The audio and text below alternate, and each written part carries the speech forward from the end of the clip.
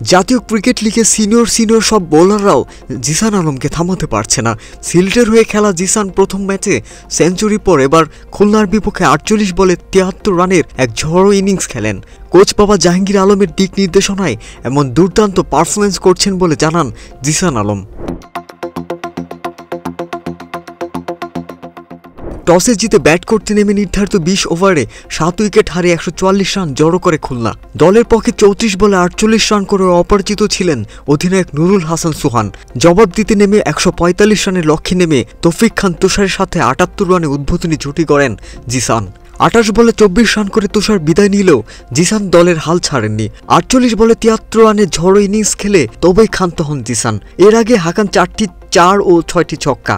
শেষের দিকে তোফায়েল আহমেদের ১২ বলে ২৩ রানের অপরাজিত ইনিংসে ৯ বল ও ৬ উইকেট হাতে রেখেই জয় নিশ্চিত করে সিলেট। গত বুধবার ঢাকা বিভাগের বিপক্ষে ওপেন করতে নেমে এনসিএলের এবারে আসরের প্রথম শতকের দেখা পান ডানহাতি ব্যাটার জিসান আলম। জিসান ৫৩ বলে ঠিক ১০০ রান করে আউট হন। ৪ বাউন্ডারির সাথে মারেন ১০ ছক্কা।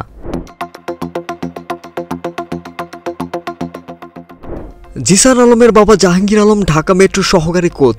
ছোটবেলা থেকে তার হাত ধরেই ক্রিকেটে আসেন জিসান। তাদের পরিবারে ক্রিকেট নিয়ে সব দেন জ্ঞান। অপ্রতিরোধ্য জিসান হতে পারে বাংলাদেশের নতুন পাওয়ার হিটার।